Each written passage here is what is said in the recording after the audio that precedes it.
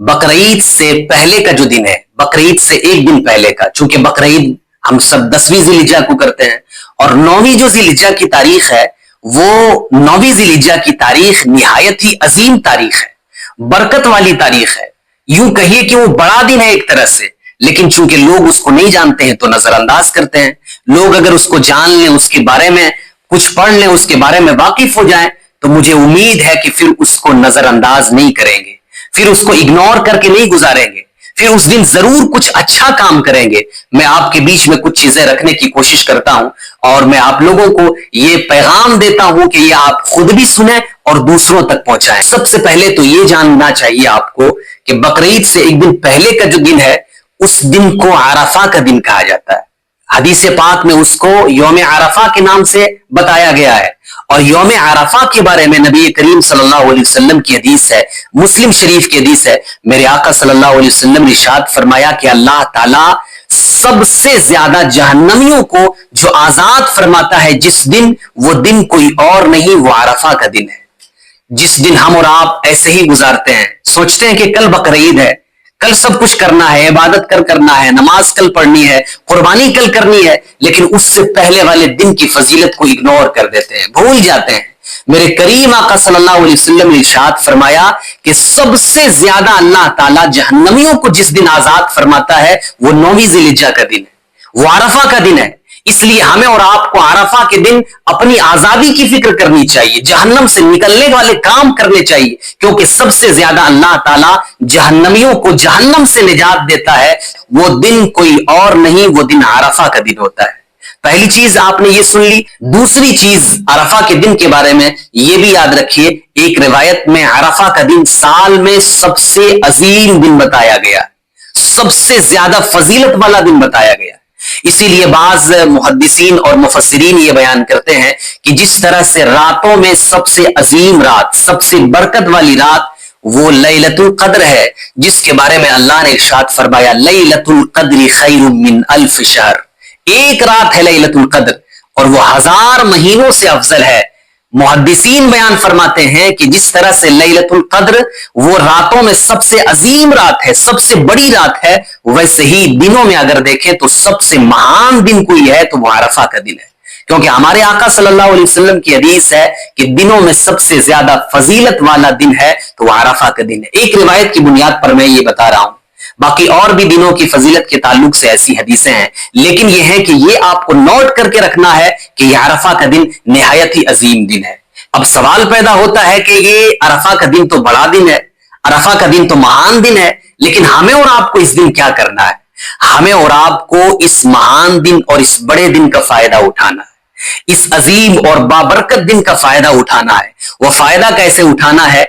इस दिन जो हज पे जाते हैं लोग, उन लोगों को अरफात के मैदान में ठहरना होता है और हज के अजीम रुकन, हज के यूं समझिए कि सबसे बड़ा रुकन अगर कोई है तो वो अरफात के मैदान में ठहरना है, जिसको वकूफ अरफा कहा जाता है। उन लोगों के ऊपर अल्लाह का खास करम होता है, अल्लाह का इनाम होता है, वो 9वीं ज़िलहिज्जा का है, जिसके बारे में नबी करीम अलैहिस्सलाम ने खुद इरशाद फरमाया अल हज अरफा, हज ही अरफा है, यानी अरफात के मैदान में ठहरना ये हज है, हज का सबसे बड़ा रुकन है।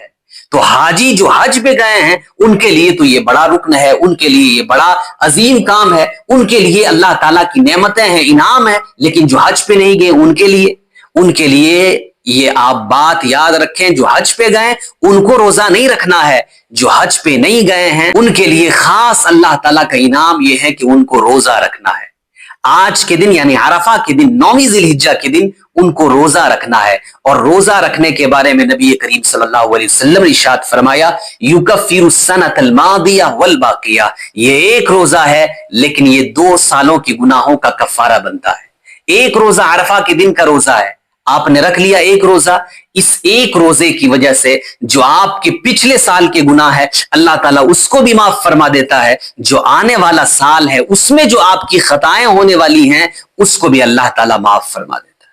तो ये एक रोजा है लेकिन 2 सालों की खताओं का कफारा बनता है।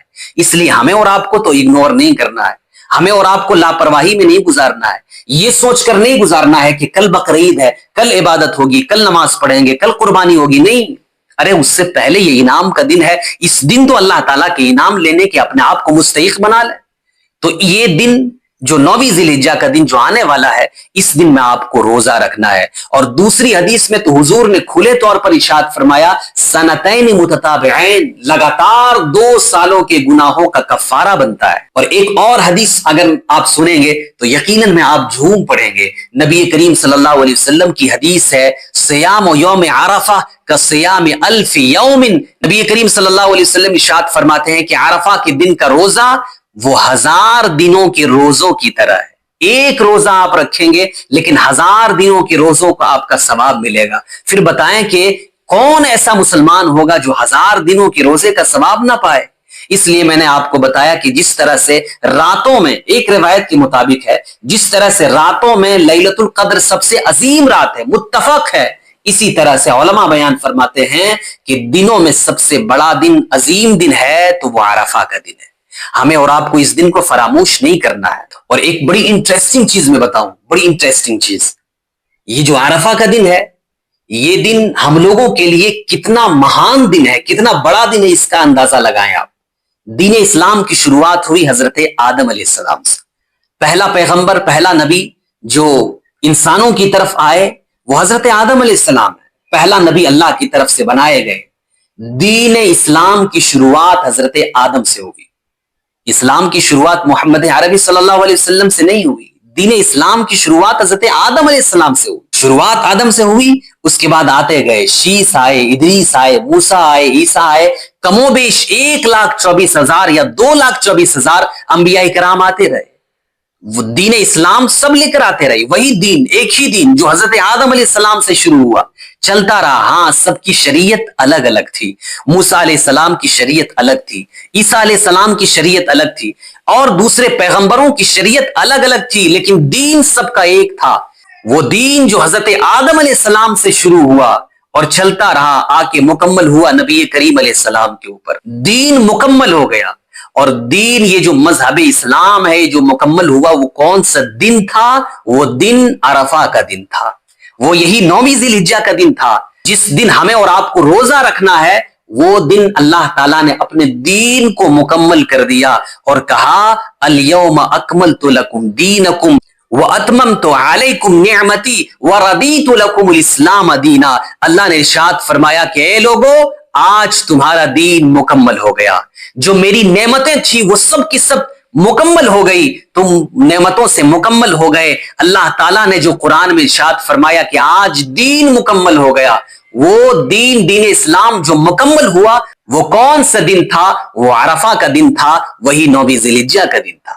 اسی لیے اس دن کے بعد کوئی حلال اور حرام کی آیتیں نہیں اتری. حالانکہ واتقوا یوما ترجعون فیہ الی اللہ, یہ آیت نازل ہوئی, لیکن یہ آیت نصیحت والی آیت نازل ہوئی. حرام اور حلال کی آیتیں سب کی سب وہ جو مکمل ہو گئی, وہ عرفہ کے دن مکمل ہو گئی. تو یہ دن نہایت ہی عظیم دن ہے, بابرکت دن ہے. ہمیں اور آپ کو اس دن روزہ رکھنا ہے. اب سوال یہ ہوتا ہے کہ یہ اس سال کون دن پڑے گا؟ تو اس سال جس دن ہمیں اور آپ کو روزہ رکھنا ہے, عرفہ کا روزہ, جو ایک روزہ 2 سالوں کے گناہوں کا کفارہ بنتا ہے, وہ ایک روزہ جو آپ کی زندگی میں 1000 دنوں کے روزوں کا ثواب دلاتا ہے, جس کو عرفہ کا روزہ کہا جاتا ہے. اس سال 2025 میں ہمیں اور آپ کو جمعہ کے دن 6 جون کو رکھنا ہے. 6 جون کو جمعہ کا دن پڑ رہا, اس دن ہمیں اور آپ کو عرفہ کا روزہ رکھنا ہے, دوسروں تک بھی پہنچانا ہے. اس لیے کہ اس دن اللہ تعالیٰ کی خاص رحمتیں نازل ہوتی ہیں, برکتیں نازل ہوتی ہیں. ہم سب اسی خیال میں رہتے ہیں کہ کل بقرعید کا دن ہے, قربانی کل کرنا ہے, کل تمام عبادتیں کرنا ہے, لیکن اس سے پہلے کے دن کو ہم اور آپ بھولے بیٹھے رہتے ہیں. اس لیے عرفہ کے دن ہمیں اور آپ کو روزے کا اہتمام کرنا ہے, دوسروں تک بھی پہنچانا ہے, اور اس دن کے بارے میں بتانا ہے کہ اس دن اللہ تعالیٰ سب سے زیادہ جہنمیوں کو جہنم سے آزاد کرتا ہے. تو ہم بھی تو جہنم کے حقدار ہو چکے ہیں, ہمارے اعمال بھی تو جہنم کی طرف لے جا رہے ہیں. تو ہمیں بھی اپنی فکر کرنی ہے اور عرفہ کے دن ضرور روزہ رکھنا ہے. ایک دن عرفہ کے دن کا روزہ ہے, ضرور رکھیں آپ. اگر بڑھانا چاہیں تو 2 دن کر لیجیے آپ, جمعرات اور جمعہ رکھ لیجئے. لیکن خاص جو فضیلت ہے, خاص جو دن ہے, وہ اس سال 2025 میں 6 جون جمعہ کا دن پڑ رہا ہے. ضرور اس کا اہتمام کریں, انشاءاللہ اس کے اہتمام کی برکتیں آپ کو پورے سال نظر آئیں گی.